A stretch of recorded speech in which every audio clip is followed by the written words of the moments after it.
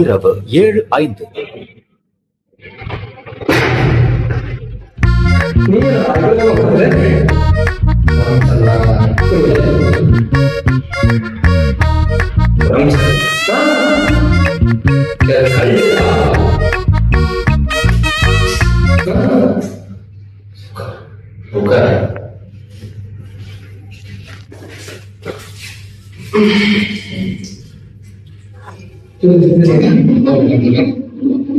என்ன செய்யுது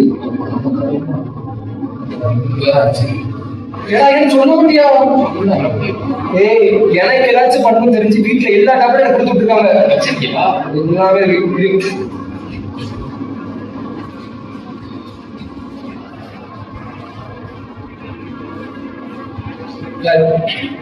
மாத்திரம் என்னடா எவ்வளவு வச்சிருக்கீங்க போட தெரியுமா எனக்கு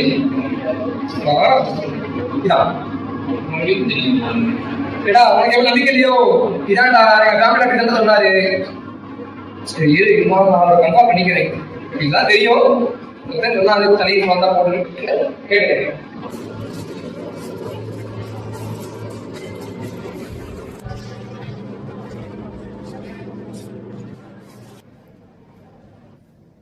இப்படியே போட்டு வருமோ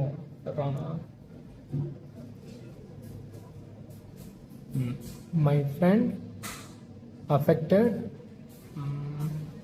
stop nose and headache. What I take?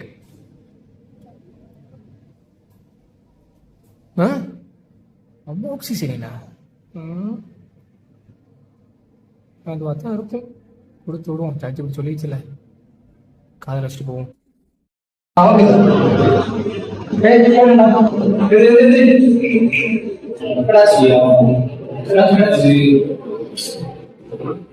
நான் சொன்ன அதே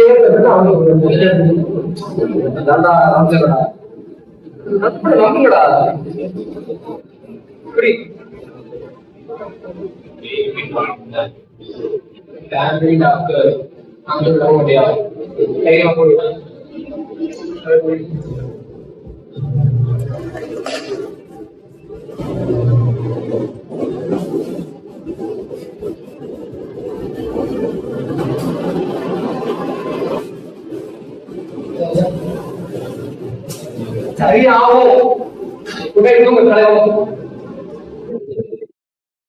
நள்ளிரவு 12:40.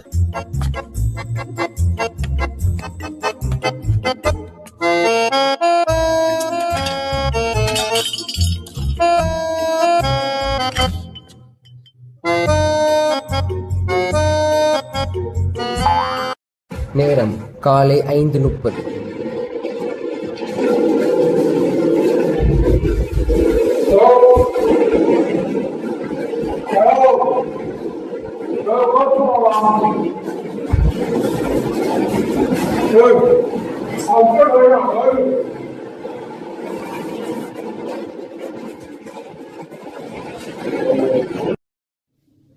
என்னடா கிளம்பிட்டீங்களா? இல்லடா நான் வரல, அவன் மட்டும்தான் வருவான். ஏன் என்னாச்சுடா? உடம்பு சரியில்லை. அவன்கிட்ட சொன்னேன், அவன் ஏதோ டேப்லெட் தந்தான். அது போட்டதுலேருந்து பாத்ரூம்லேயே கிடக்குறான்டா. டேய் ஏன்டா அவன் ஒரு ஆளுன்னு சொல்லிட்டு அவன் தந்த மாத்திரைலாம் போட்டுட்டு இருக்க? அவனுக்கு சரியா காதும் கேட்காது, அறிவும் கிடையாது. ஏன்டா தான்டா இருக்கான். ஆனால் என்ன எப்படி காட்டுன்னு தான் தெரில. சரி விடுறா, நான் உனக்கு லீவ் சொல்லிடுறேன்டா. நீ ரெஸ்ட் எடு சரியா? சரி ரைட்டு, என்னன்னு பாரு. ஓகேடா.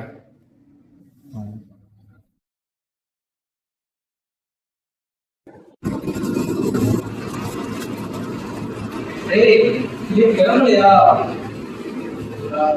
என்ன செய்யுது?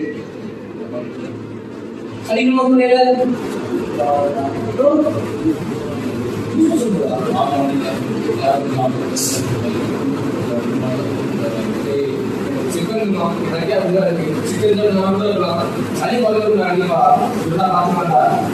சரி அசன் கேட்டா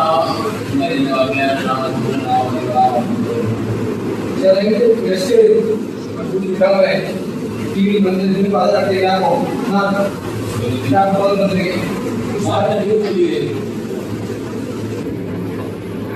நேரம் மாலை 6:30.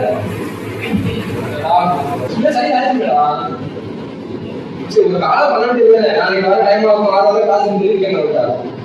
சரி வரைக்கும் போனா போது கேட்க வர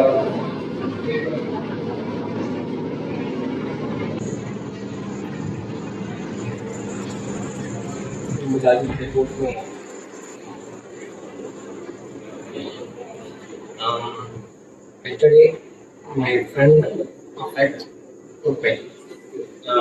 I give Amunchi chai. Then now he affect loose motion. Why?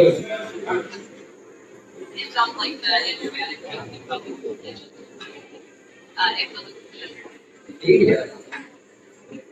area. You what is it?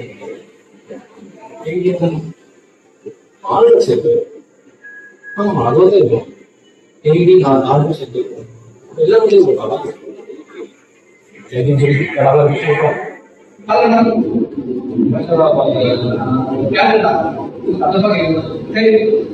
ஒரு 4 மாதம் மட்டும் கொஞ்சம் போடா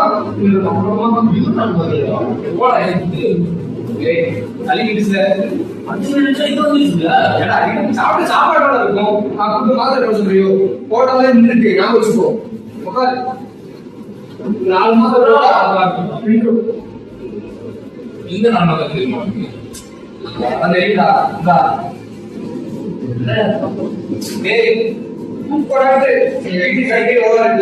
பாட்டிக்கலாம் தம்பி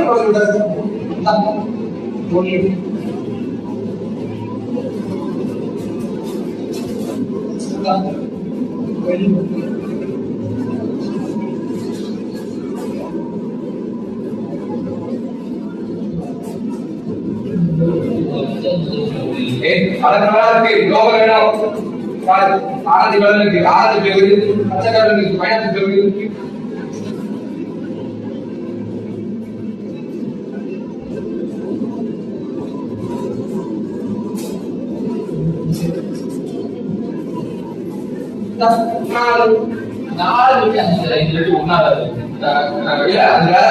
போட்டுப்பட்டே சிரமம் இல்ல 5 மாதம் சொன்னாரு.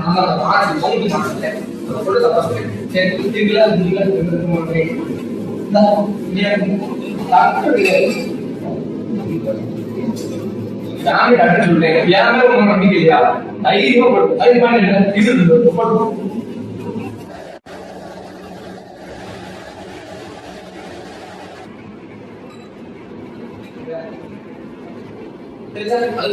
தெரியும் சரி ஆகும்டா 10 நிமிஷம் தெரியும். அவன் சொன்னா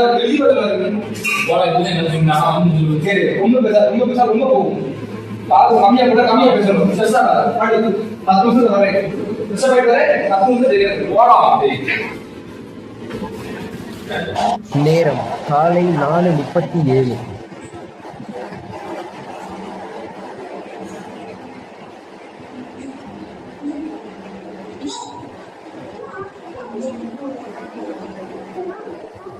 The next day. வேற எதுவும் பேஷண்ட் எதுவும் இருக்காங்களா? வர சொல்லுங்க, பார்த்துருவோம்.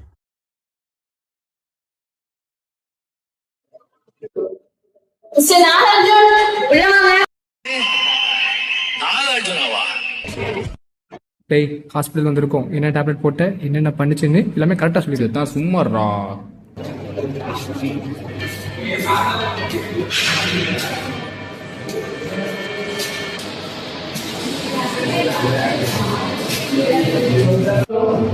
வாங்க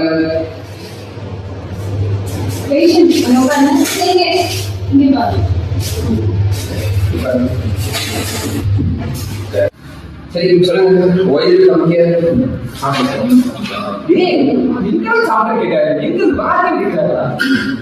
தம்பி உங்களுக்கு என்ன தொந்தரவு பண்ணி நீங்க வந்தீங்க?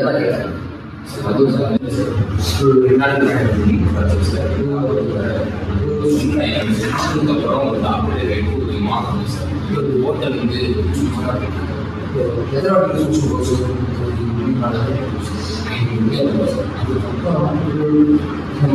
இந்த மாதிரி ஆச்சுட்டா சொன்னாங்க.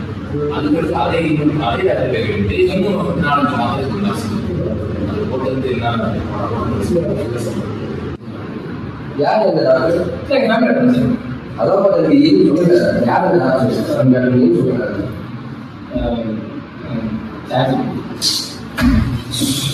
அடுத்த பசங்களுக்கு படிச்சவங்க தான் நீங்க 2 பேரும் கொஞ்சம் கூட யோசிச்சு பண்ண மாட்டீங்க இந்த விஷயம். ஏன்னா நீ ரவுண்ட்ஸ் எல்லாமே சொல்லிடுறேன் சார்.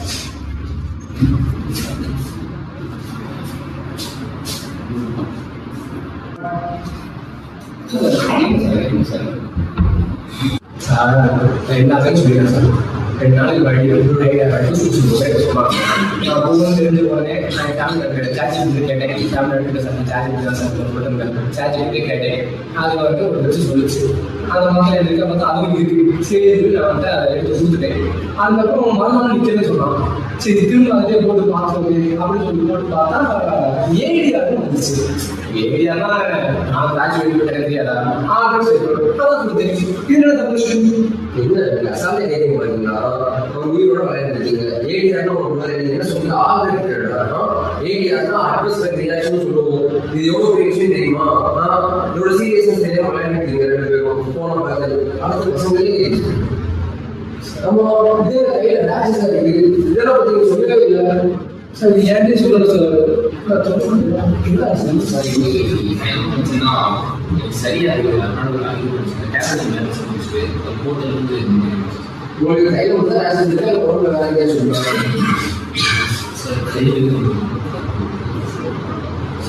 நீங்க அந்த மெடிசன் சாப்பிட்டீங்களா? பார்த்துக்கோங்க. இதுதான் நாங்கள் வந்து மெடிக்கல் டெர்ம் ஏடிஆர்னு சொல்லுவோம். Adverse drug reaction. நீங்க கொடுத்த மாத்திரை அவங்க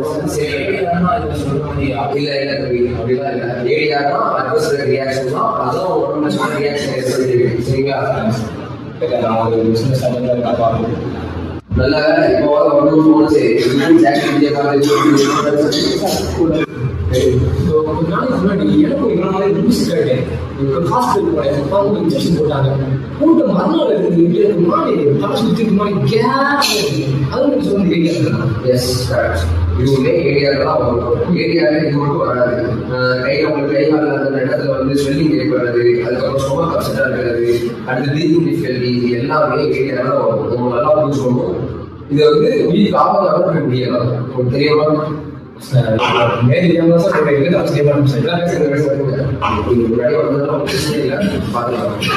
சரியா? நீங்க வந்து இன்ஜெக்ஷன் போட சொன்னீங்க ஹாஸ்பிட்டல்ல. அந்த ஹாஸ்பிட்டல் இன்ஜெக்ஷன் போடுறதுக்கு அப்புறம் உங்களுக்கு அடுத்த நாள் அதுக்கு அப்புறமா வந்து அதுக்கு அடுத்த நாளைக்கு நீங்க ரிப்போர்ட் பண்ணீங்களா அந்த ஹாஸ்பிட்டல்ல?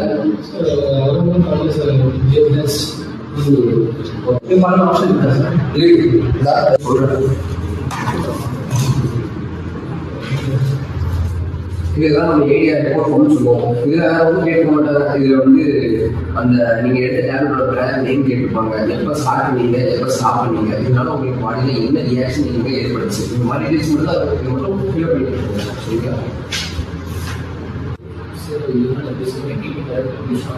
இல்லை நல்லா பார்த்தீங்கன்னா தெரிஞ்சுக்கணும். உங்கள் நேம் கூட கேட்க மாட்டாங்க. உங்கள் அட்ரஸ் எதுவுமே உங்கள் டீட்டெயில்ஸாக மிக்ஸ் ஆகாது. உங்கள் ஈஸியாக மட்டும் தான் இருக்கும். அது கூட நீங்கள் ஃபில்லாக பண்ணணும், தெளிவாக பண்ணணும்.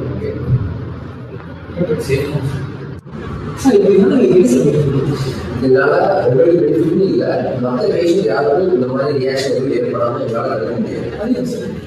இப்போ நீங்கள் இந்த ரிப்போர்ட் கொடுத்துருக்கீங்கன்னா இதை நாங்கள் வந்து ஒரு நேஷனல் டேட்டா பேஸில் வந்து நாங்கள் ஸ்டோர் பண்ணிடுவோம். அங்கே ஃபார்மகாலஜி படித்த எக்ஸ்பர்ட் வந்து ஃபார்மகோவிஜிலன்ஸ் டீம்னு இருக்குது. அங்கே வந்து இதை வந்து அனலைஸ் பண்ணிக்கிட்டு இதுக்கான ரிப்போர்ட்டை உங்களுக்கு ஒரு வீக்கோட சென்ட் பண்ணிடுவாங்க. ஸோ இதனால இந்த டேப்லெட்னால மற்ற பேஷண்ட் யாருக்கும் இந்த மாதிரி ரியாக்ஷன் ஆகும் எங்களால்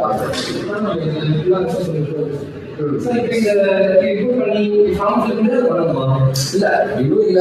நீங்க ஹாஸ்பிட்டல் வந்ததுனால நான் உங்களுக்கு இந்த ஃபார்ம் கொடுத்துருக்கேன். இந்த ரிப்போர்ட் பண்ற ஃபார்ம் இதுக்காண்டி இந்த ஆப் இருக்கு. இந்த உங்களுக்கு பிளே ஸ்டோர்ல சர்ச் பண்ணி பார்த்தா தெரியும். ஏடிஆர் பிபிபின்னு சொல்லி ஒரு ஆப் இருக்கு. இந்த ஆப் மூலமா நீங்க ரிப்போர்ட் பண்ணிக்கலாம். வேலை பார்க்குற இடத்துலயோ உங்களுக்கு தெரிஞ்சவங்க யாராச்சும் இந்த மாதிரி அந்த ரியாக்ஷன் இந்த மாதிரி டேப்லெட் எடுத்து அதுக்கடுத்தாலும் இந்த மாதிரி அன்யூஷுவல் ரியாக்ஷன் வந்துச்சுன்னா நீங்க வந்து இந்த ஆப் ரிப்போர்ட் பண்ணிக்கலாம். டால் ஃப்ரீ நம்பர் கூட இருக்குது. நீங்க கூட பார்த்துக்கலாம். யூஸ் பண்ணணும்னு நினைக்கிறேன்.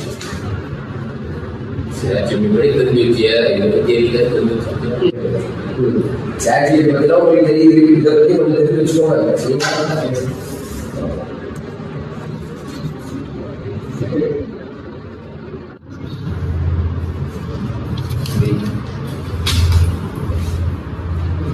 நான் உங்களுக்கு prescription வந்து எழுதி தரேன். இதை ஒரு week continue பண்ணிட்டு அப்புறம் நீங்க வந்து பாருங்க. சரியா?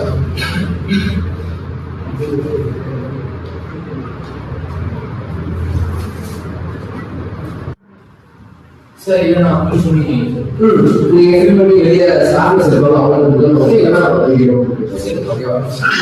Medicine thanks thank you sir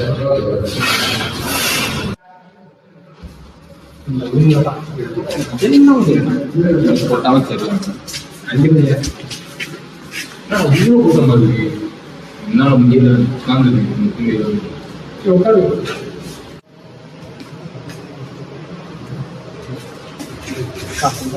bro பின்னாடி எத்தனை பேர் இருக்காங்க பாருங்க ப்ரோ. ப்ரோ கோச்சுக்காதீங்க ப்ரோ, என் ஃப்ரெண்டுக்கு வெட்டு வந்துச்சு ப்ரோ, பாருங்க ப்ரோ. ஐயோ இவ வேற என்னைய இம்ச பண்றான்டா. இவனை பார்த்து பயப்படாம இருக்கலாம்னு பார்த்தா கூட நம்ம பாடி லாங்குவேஜ் காட்டி கொடுத்துடுதே.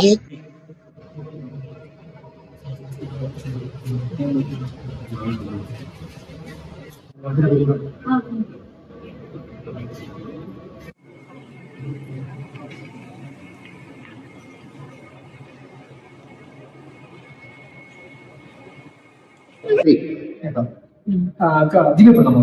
பண்ணிக்கோங்க, நார்மல் பண்ணிக்கோங்க.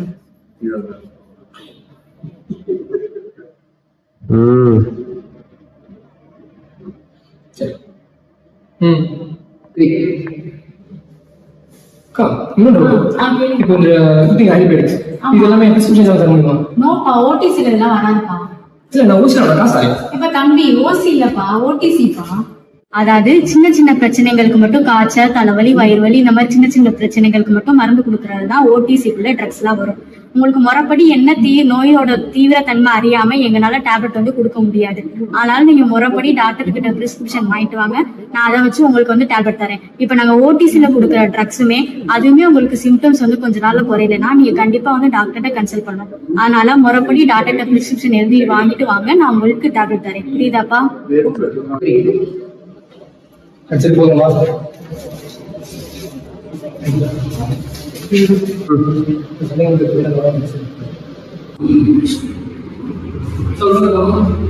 வாங்க கம்பெனி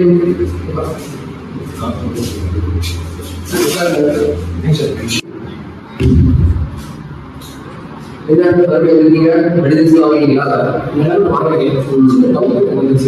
ஃபார்மசி ஸ்டாஃப் கேட்க சொன்னாங்க. சரி கேட்க எக்ஸ்ட்ரா ஆன்டிபயோட்டிக்னால பிரிஸ்கிரிப்ஷன் வாங்க முடியுமா? அப்படி வாங்க முடியாது.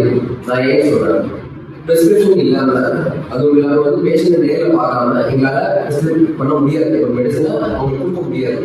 உங்களுக்கு யூஸ் ஆன மெடிசன் அவங்களுக்கு யூஸ் ஆகணும்னா கிடையாது. சரிங்களா? இது மெடிக்கல் நாம சொல்லணும். அதுவும் இல்லாமல் பேஷண்டோட ஏஜ், பேஷண்டோட வெயிட், அதுக்கப்புறம் உங்களுக்கு டயக்னோசிஸ், அதுக்கு தகுந்த மாதிரி பேஷண்ட்டுக்கு மெடிசன்ஸ் மாறும். ஓகேங்களா? ஆனால் நீங்கள் சொல்கிறது வச்சு பார்த்தா நீங்கள் ஆல்ரெடி இருக்க பழைய பிரிஸ்கிரிப்ஷன் சொல்லி நான் யூஸ் பண்ண மாத்திரை வச்சு வந்து டாக்டரோட பர்மிஷன் இல்லாமல் நான் சாப்பிடக்கூடாது. Yes correct. அப்படி யூஸ் பண்ணக்கூடாது. இது எல்லாத்தையுமே வந்து நாங்கள் ரேஷனல் யூஸ் ஆஃப் மெடிசன் உங்களுக்கு கேட்க உங்களுக்கு புரியுது சொல்லணும்னா ரைட் டோஸ், ரைட் டியூரேஷன், கரெக்டான மாத்திரையை கரெக்டான டோஸ், அதாவது அளவு சொல்லுவாங்கல்ல அந்த அளவுப்படி கரெக்டான நேரத்துக்கு அதை ப்ரிஸ்கிரைப் பண்ணணும். ஸோ இதெல்லாம் ரேஷனல் யூஸ் ஆஃப் மெடிசன் நம்ம சொல்லுவோம். ஆன்டிபயோட்டிக் எல்லாத்தையும் ஆன்டிபயோட்டிக் எடுக்கக்கூடாது. எல்லா ஃபீவருக்குமே ஆன்டிபயோட்டிக் எடுக்கக்கூடாது. ஆன்டிபயோட்டிக்ஸ் எடுக்கணும். எல்லா ஃபீவருக்கும் ஆன்டிபயோட்டிக் எடுக்கக்கூடாது. ஆன்டிபயோட்டிக்ஸ் வந்து நான் பேக்டீரியல் இன்ஃபெக்ஷனால காசான ஃபீவருக்கு மட்டும் தான் எங்களால் ஆன்டிபயோட்டிக்ஸ் பண்ண முடியும்.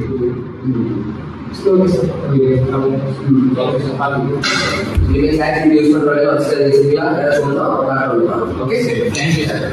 ஓகே.